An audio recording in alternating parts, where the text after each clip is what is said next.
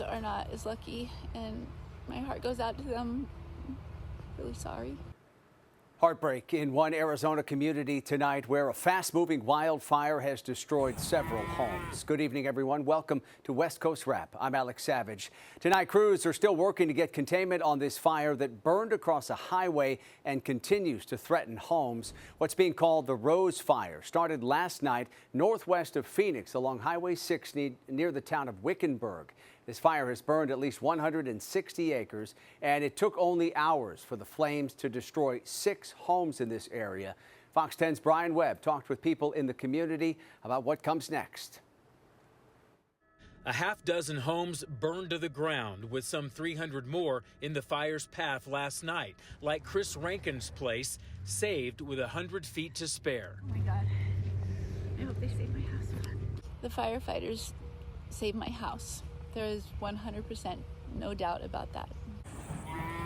Hotshot crews, neighbors, and even strangers all rushing to the rescue, helping save her home and her beloved exotic animals. They put the call out. They got horse trailers here. They got people that I didn't even know came here to help me save my animals. The Rose Fire sparked Wednesday night and quickly jumped to more than 150 acres. Some 900 people asked to evacuate. This couple spent the night in a motel, then spent the morning stuck in their car. Right now, it's probably a 2-hour wait. We had to stay in Surprise last night. Then we came back up because we heard they were giving alternate lanes. But yeah, like one lane at a time, each way. The fire shut down a stretch of the US 60 south of Wickenburg, trapping trucks bumper to bumper and leaving drivers with only bad decisions. Don't know what to do. I mean, like I say, if I turn around here with the trailer and head back up, I'm probably going to be there about the same time as they open this. I don't know. All burnt. Back at Chris's, it looks like a bomb went off today. Grass and trees torched, but the house is still standing. And she knows she's one of the lucky ones. Honestly, I am feeling incredibly, incredibly lucky. So I know some of my neighbors are not as lucky, and my heart goes out to them. I'm really sorry for them. And that was Fox 10's Brian Webb reporting tonight. Highway 60 is partially reopened in that area tonight. Firefighters at this point have not offered any estimates on when they expect to get full containment on that fire. California Governor Gavin Newsom says the state will more than double the deployment of California National Guard members in an effort to crack down on fentanyl smuggling. Nearly 400 California National Guard service members are being deployed at ports of entry and elsewhere to prevent illegal drugs from coming into the U.S. That's up from 155 currently deployed. The governor said in a video announcement from San Ysidro that the Cal Guard operations are already working. It's had tremendous success, particularly as it relates to the interdiction of fentanyl. So over 62,000 pounds of fentanyl has been seized. It's up over 1,066%. Tremendous progress in this space, all about partnerships. The task force focuses on gathering information to intercept narcotics, trafficking, utilizing air and ground assets. The Department of Homeland Security says a majority of fentanyl is smuggled into the U.S. at ports of entry by American citizens. Customs and Border Protection agents in the San Diego area say they seized nearly 562 pounds of fentanyl just last month. More than 16,000 pounds of methamphetamine were also seized. That amount of meth was the second largest that agents in this region have ever seen in 1 month. Agents also seized nearly 914 pounds of cocaine as well. Officials at Cal State Los Angeles believe the ransacking of a building on that campus caused tens of thousands of dollars worth of damage. Pro-Palestinian protesters took over the building last night. They are now all out of that building, and no arrests have been made by authorities. Fox 11's Matthew Seedorf shows us how demonstrators are still working to keep a presence on that campus. Can you tell us about what happened last night? Pro-Palestinian protesters at Cal State LA Thursday not responding to questions. Let's know. Why taking a staple gun to our phone we were hoping to record their answers on, chucking it sky high. Why are you guys violent? Yeah, why are you? Wednesday evening, demonstrators took over the Student Services building with the school administrators and their president still inside. Tables and chairs made into barricades, campus vehicles flipped over, and inside the building, windows busted, graffiti on the walls and furniture, likely thousands of dollars in damage. We believe that lives are more important than property, especially when our money goes to this school, right? This is ostensibly our university. Our biggest concern was for the 58 staff members. All university officials okay. The protesters allowed to leave without getting arrested, even with police there. Everybody has a right to express themselves. Mayor Karen Bass now reacting to these images, a section of campus left in shambles.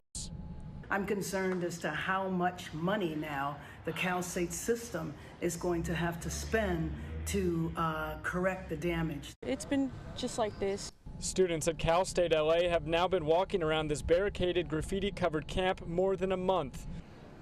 Demonstrators here not planning to leave until the university divests funds going to Israel. What they're doing is a good cause, but I just feel like there's this limit where, it has to be a breaking point.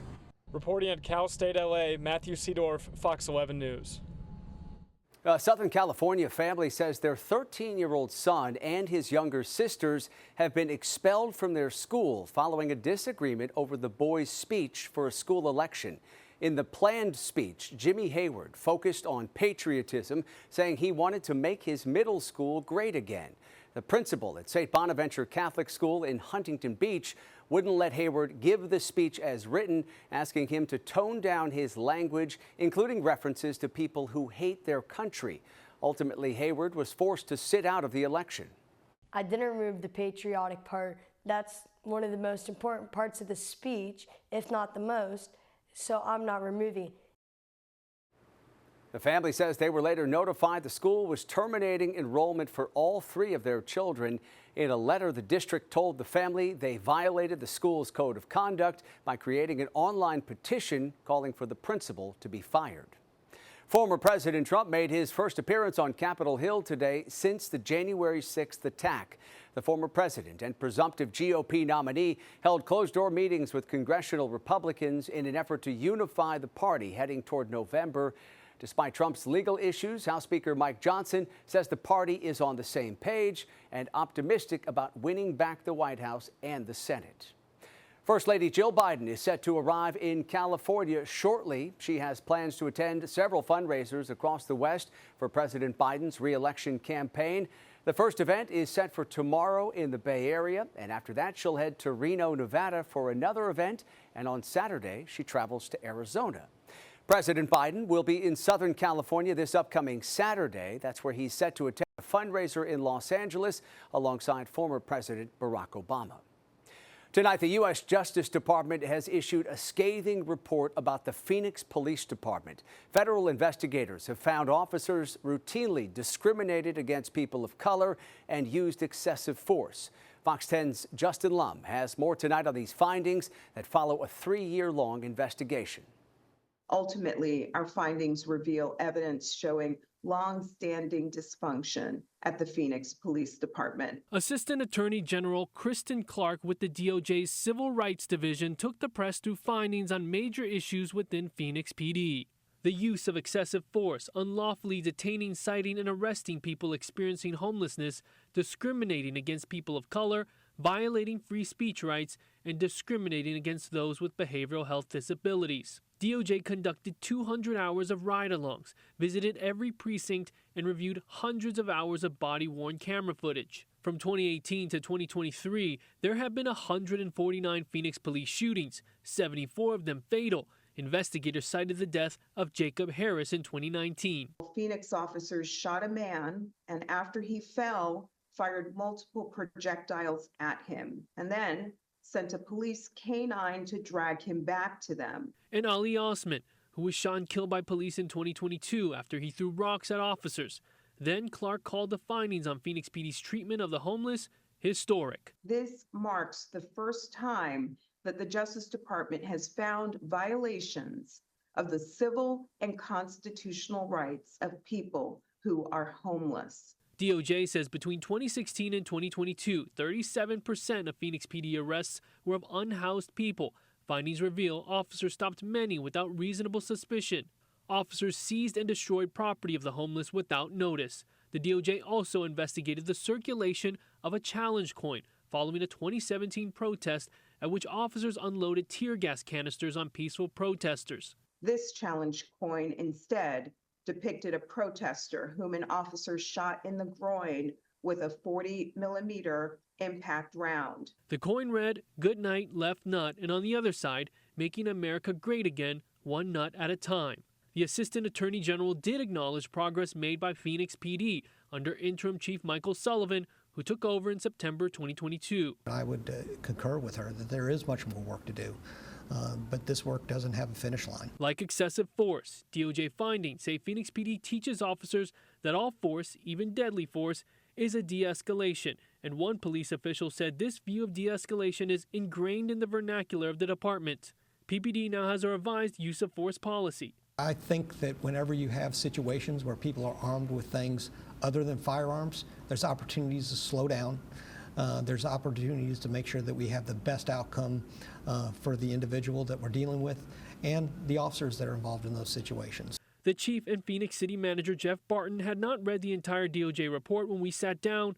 Barton tells me there's a long road to go. We've got a team of staff upstairs already starting to work on reading the report, trying to understand it and parallel that report to the Road to Reform report. And so what happens next is us digesting it, talking to our mayor and our council, getting their understanding and trying to understand where they'd like to see us go, but also involving our community. And that was Fox 10's Justin Lum reporting tonight. That report does not mention whether the federal government is pursuing a court-enforced reform plan known as a consent decree. Coming up tonight here on West Coast Wrap, newly released footage shows officers chasing after a man suspected of killing 2 women and kidnapping his son. He's fired! He's fired! You hear the gunfire there, crashes as well, all of it during this pursuit in Oregon of a former police officer who was wanted for double murder. We'll show you this dash camera video. Also, a dog found himself in a tough spot in Hawaii. How a man with special skills moved in to help. And in weather, this is Thursday evening in Seattle. Partly cloudy skies, current temperature is 69 degrees. Shower chances could be added to the Friday forecast, and we'll have the update coming up.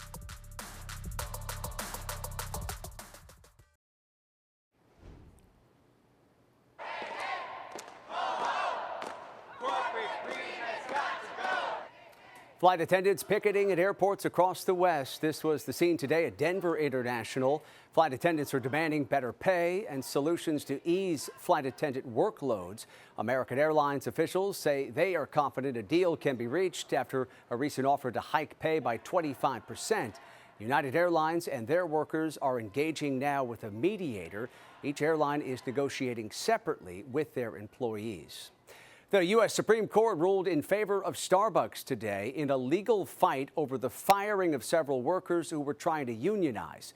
The justices decided those 7 employees in Memphis cannot have their jobs back. The Seattle-based coffee chain says the workers broke company policy when they allowed a TV news crew into a store to discuss efforts to unionize. Today's ruling also deals a blow to the National Labor Relations Board, making it more difficult for the federal agency to intervene when it suspects a company is interfering in unionization campaigns. Today, the Supreme Court ruled the abortion drug mifepristone will stay on the market. In a unanimous ruling, the justices said abortion opponents were not qualified to file a lawsuit over the FDA's approval of that medication. This decision overturns a lower court ruling that would have restricted access to the drug. Newly released footage shows authorities in Oregon chasing a former police officer who was wanted for a double murder. That suspect accused of killing his ex-wife and girlfriend in Washington and then kidnapping his own child. As Fox 12's Joe Vathiathil reports tonight, the wanted fugitive had his 1-year-old son with him in the car. Here's a look at the video from April 23rd. Oregon State troopers saw Huizar's car driving on I-5 southbound near Eugene. When police say Huizar refused to stop, they tried to use a redirect to stop his car. Do it, do it. 312 is getting redirected on the freeway. Turn around, pin him. Turn around and pin him. Police say Huizar continued the chase and they attempted another redirect before Huizar eventually stopped and fired at troopers. He's fired! He's fired!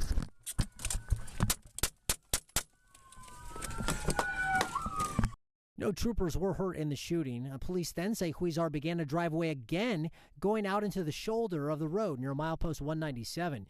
You can see he crashes his car into the back of a tanker trailer and then ran off the road. Officers surrounded the car and called for backup, and by the time they approached the car, investigators say Huizar was already dead from a self-inflicted gunshot. You then see officers running in to rescue the 1-year-old boy and get him to safety. And that was Fox 12's Joe Vithiathil reporting for us tonight from Oregon. The suspect's son was not injured during that pursuit. Now to newly released body camera video from Utah showing the moment a police officer rescued a stranded truck driver. This fiery crash happened Monday in Little Cottonwood Canyon after the truck drove down an embankment. Bystanders helped that officer to pull the driver to safety, and police are calling those Good Samaritans the true heroes in all of this because that officer, they say, might not have been able to perform this rescue without help. Well, people in parts of the Southwest have days of extreme heat ahead of them. Here is a live look tonight across the Phoenix area where temperatures hit triple digits before noon today. For more, let's bring in KTVU meteorologist Mark Tamayo, who is tracking these soaring temperatures. Mark? Hi there, Alex. Yeah, it has been quite the hot stretch. The average temperature this time of year right around 104 degrees. And so far for the month of June, you can see these temperatures up above the average in most cases. So here's the stretch from June 1st. All the way through June 12th. You can see temperatures maxing out around 109, 113 degrees. You can see today 108 degrees in Phoenix, Tucson 104, Palm Springs 106 degrees, in Las Vegas 105 degrees. So this was the scene today in Phoenix. You can see some cloud cover moving into the region. There's a chance of maybe a few sprinkles, but the bulk of the action in terms of the activity is in the form of this cloud cover. There's that 108 today. In the San Francisco Bay Area, this is from Oakland looking out towards San Francisco, a persistent fog bank. Temperatures in San Francisco a chilly 58 degrees, and up in Seattle, some high clouds throughout the day. Temperature is 68, and we could be talking about some shower chances in your Friday forecast. Here is the overall weather picture. You can see the clouds moving into Arizona throughout the day, and a little bit of some green showing up on the radar. Most of this is in the upper levels, but still the chance of some sprinkles or a few showers. And then we're watching this system up in the Pacific Northwest. You can see current numbers. Right now, it is 101 degrees in Las Vegas. Los Angeles checking in 63, and San Francisco 56 degrees. Here's the plan for your Friday. About a 30% chance of some showers developing tomorrow up in Seattle. Temperatures will be in the 60s. Looks like some thunderstorms out toward Denver. Still talking about some extreme heat in Arizona. And then San Francisco in the 60s. Los Angeles will be approaching the upper 70s. Could be flirting with 80 degrees. So in terms of the shower potential throughout the day, here's that system coming on board. This is for your Friday, and that unsettled pattern remains in place up in the Pacific Northwest as we do move into the weekend. So we'll take a look at the next 3 days. That Saturday forecast for Seattle bringing in maybe some thunderstorms as well. San Francisco, clouds in the morning, clearing into the afternoon hours. So we could be talking about some stronger winds that could actually increase fire danger across parts of Northern California for Sunday and into Monday. You can see temperatures in Los Angeles mainly in the 70s, but the heat continues in Phoenix. Temperatures on Saturday could be approaching 112 degrees. So not a break in sight just yet. To be very careful in Phoenix over the next few days. Alex. Yeah, no, that's good advice. Mark, thank you. Coming up here on West Coast Wrap tonight, a new reason for classic rock fans to plan a trip to Las Vegas. Coming up tonight, the Rock and Roll Hall of Fame band that's ready to dazzle crowds inside the Sphere. Also, a rescue in Hawaii sent a man down a narrow lava crack near a volcano. He's sharing why he is quick to answer calls for help. The NHL franchise coming to Salt Lake City, Utah, announced the team's new name today. In these videos shared on X, we learned the team will be called the Utah Hockey Club for the first season as they develop a long-term identity. Branding was also revealed. Jerseys and team colors feature rock black, salt white, and mountain blue. The team used to be the Arizona Coyotes, but Smith Entertainment Group bought the team back in April. It was a deal that just closed in a $1.2 billion sale. Now to a remarkable rescue tonight in Hawaii after a dog got stuck at the bottom of a deep and narrow lava crack near the Volcanoes National Park. KHON 2 News' Jen Boneza shows us how a man with a reputation for saving animals came to the rescue. This is Misty. The 9-month-old Catahoula hunting dog fell nearly 25 feet down this narrow volcanic crack around 8 a.m. Saturday morning. We were trying to figure out a way to get in there, for at least maybe an hour and a half to 2 hours. We could only fit half of our bodies, and then other than that, it was we wouldn't be able to make it.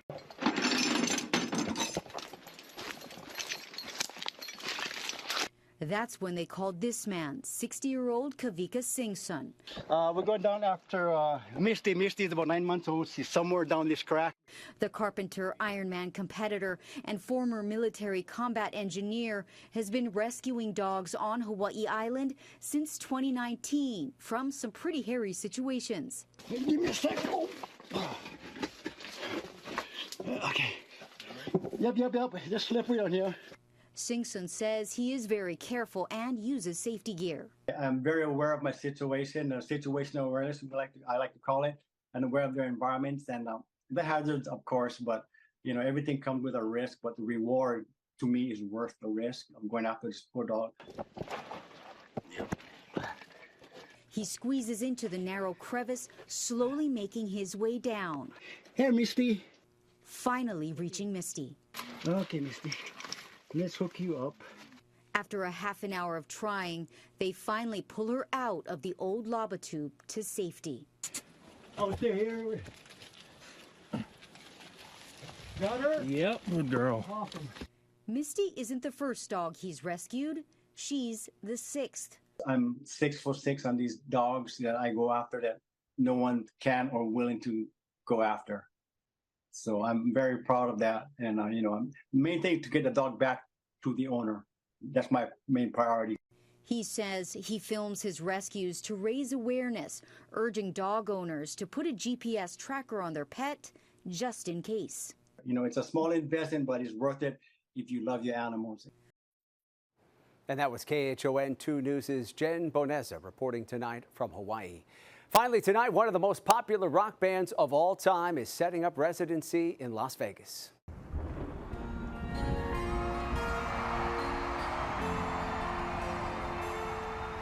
The Sphere posted on X today, the Eagles will be performing 8 shows at Vegas's newest concert venue. Of course, the announcement included a light display over the Sphere's famous dome. The Eagles shows are being spread out between September and October. Ticket prices start around $175, and Eagles fans ready to take it to the limit in Vegas. That does it for West Coast Wrap. We appreciate you watching. A reminder here, you can stay up to date on everything we're covering at westcoastwrap.com. Good night.